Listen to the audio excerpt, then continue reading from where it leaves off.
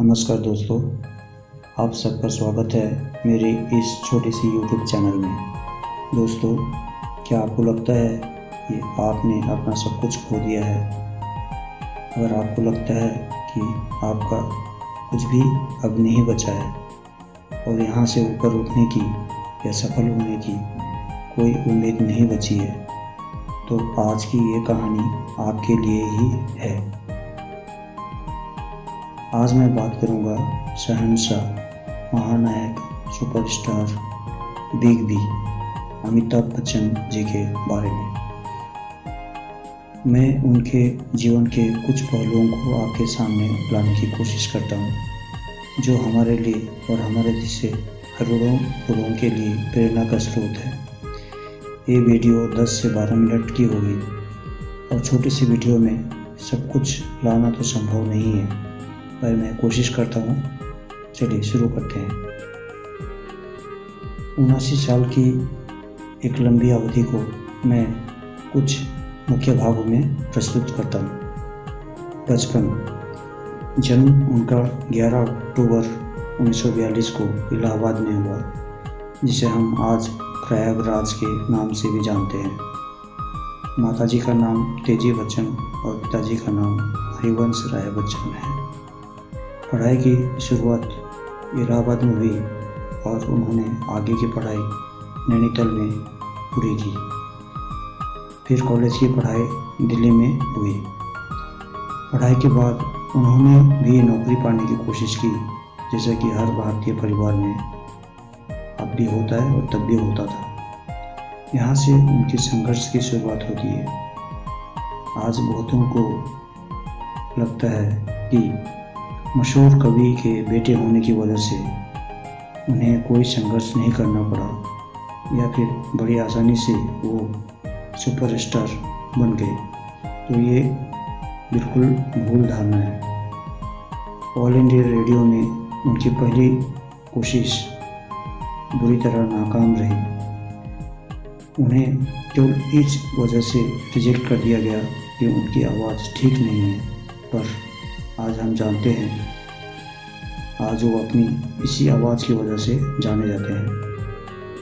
फिर private companies में भी उन्होंने नौकरी की। काफ़ी छोटी बड़ी कंपनियों में कुछ साल कोलकाता में और कुछ साल दिल्ली में उन्होंने नौकरी की, मगर उनको वो संतुष्टि नहीं मिल रही थी। फिर 1969 साल में उन्होंने फैसला किया मुंबई आकर सिनेमा जगत में कोशिश करने की, पर शुरू में उन्हें काफ़ी संघर्ष करना पड़ा। उनकी शरीर की लंबाई की वजह से और आवाज़ की वजह से उन्हें काम नहीं मिल रहा था। फिर उनका मुकाबला तो कपूर फैमिली से और उस समय के सुपरस्टार राजेश खन्ना से भी होना था। अंत में उन्होंने फैसला किया कि जो भी मिले वही काम करने के लिए। उनको पहला मौका मिला वॉइस ओवर आर्टिस्ट से अपना करियर शुरू करने के लिए, जहां वे दूसरे अभिनेताओं को अपनी आवाज़ दिया करते थे। फिर 7 हिंदुस्तानी में एक्टिंग करने का उनको पहला मौका मिला, पर ये बॉक्स ऑफिस पर कोई कमाल नहीं कर पाया।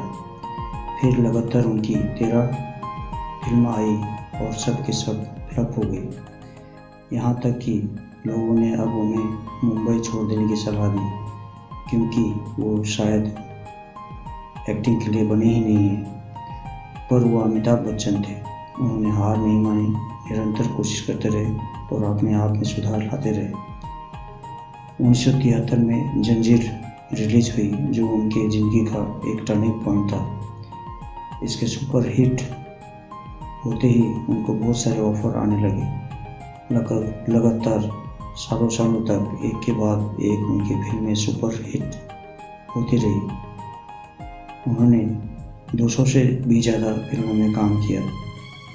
सबका नाम लेना तो संभव नहीं है, पर शोले, दीवार, शान, आनंद, कालिया, नमक हलाल, काला पत्थर, अभिमान, डॉन, महान, लावारिस, खुद्दार, याराना, हमारा गौरव एंटोनी, नसीब इत्यादि को हम जरूर याद करेंगे। कूली की शूटिंग के दौरान 1982 में उनको बहुत गंभीर चोट लगी, यहाँ तक कि उनके बचने की उम्मीद भी नहीं थी। मगर लाखों लोगों की दुआओं का फल है कि वो वापस जिंदगी में आए और आज करोड़ों लोगों का प्रेरणा पुरुष हमारे बीच में है। पॉलिटिक्स में 1984 साल में उनके दोस्त स्वर्गीय राजीव गांधी के कारण आना पड़ा। उन्होंने उस साल संसद का चुनाव लड़ा और 1984 में इलाहाबाद से निर्वाचित भी हो गए। मगर राजनीति का जीवन उनके लिए सुखद नहीं रहा।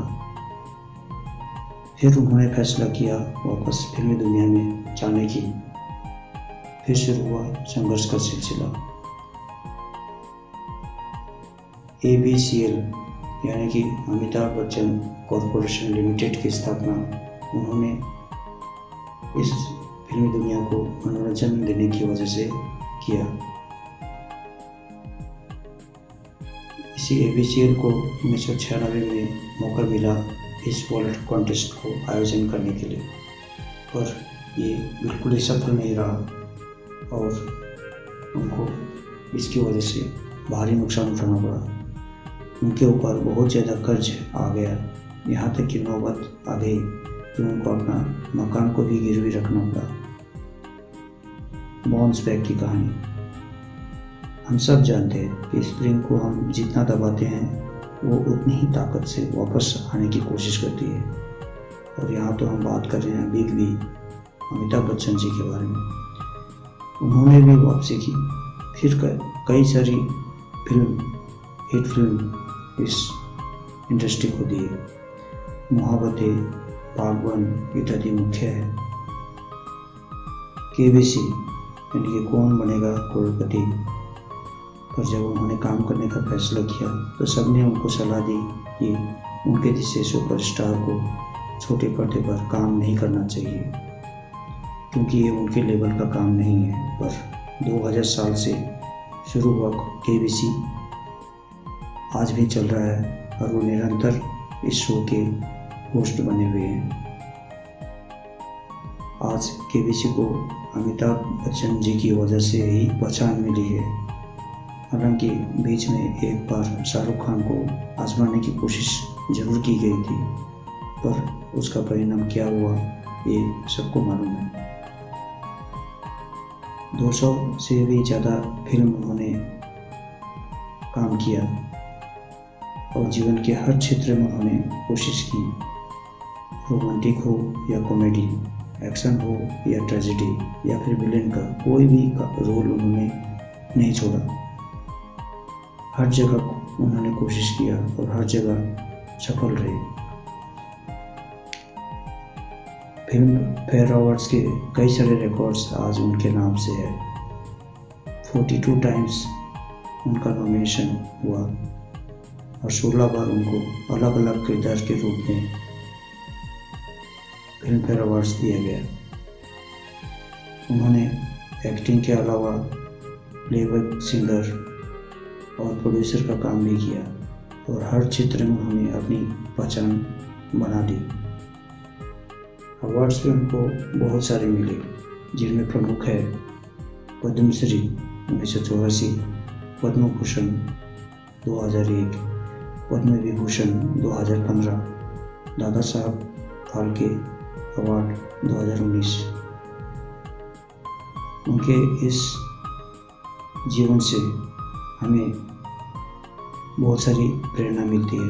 आज 79 साल की उम्र में भी उनका जोश, काम करने की निरंतरता, समाज के प्रति उनका जोश और समर्पण हमें बहुत सारी प्रेरणा देती है। अगर हमारे जीवन में कोई समस्या या फिर बड़ी असफलता आती है तो हम महानायक अमिताभ बच्चन जी से प्रेरणा लेकर दोबारा उठ खड़े होंगे। समाज को हम फिर से अपनी योग्यता या उपयोगिता सिद्ध करके दिखाएंगे। आज हम सब ये संकल्प लेते हैं, साथ में ये भी संकल्प लेते हैं कि हम निरंतर अपने आप में सुधार करते रहेंगे। अंत में मैं एक कविता के कुछ लाइंस जो अमिताभ बच्चन जी के जीवन से है, इसके साथ मैं वीडियो को विराम दूंगा। डरों से डरकर नौका पार नहीं होती और कोशिश करने वालों की कभी हार नहीं होती। नन्ही चींटी जब दाना देकर चढ़ती है, चढ़ती दीवारों पर 100 बार फिसलती है। मन का विश्वास रगों पर उत्साह भरती है, गिरकर चढ़ना और चढ़कर गिरना ना अखड़ती है। आखिर उसकी मेहनत बेकार नहीं होती और कोशिश करने वालों की कभी हार नहीं होती। दोस्तों, आपका बहुमूल्य समय देकर इस वीडियो को अंत तक देखने के लिए बहुत बहुत धन्यवाद। अगर आपको ये वीडियो अच्छी लगी तो प्लीज़ इसे शेयर और लाइक कर दीजिएगा, जिससे हमारा मनोबल बना रहे। अगर आपको लगता है इसमें कोई कमी है और मैं इसमें कोई सुधार कर पाऊँ तो ज़रूर कमेंट्स कीजिएगा। अगर अब तक आपने सब्सक्राइब नहीं किया है तो प्लीज़ इसे सब्सक्राइब करके बेल आइकन को दबा दीजिएगा कि आप मेरी आने वाली वीडियो मिस ना करें। तो दोस्तों, शुभकामनाओं के साथ इस वीडियो को यही समाप्त करता हूँ। नमस्ते, जय हिंद।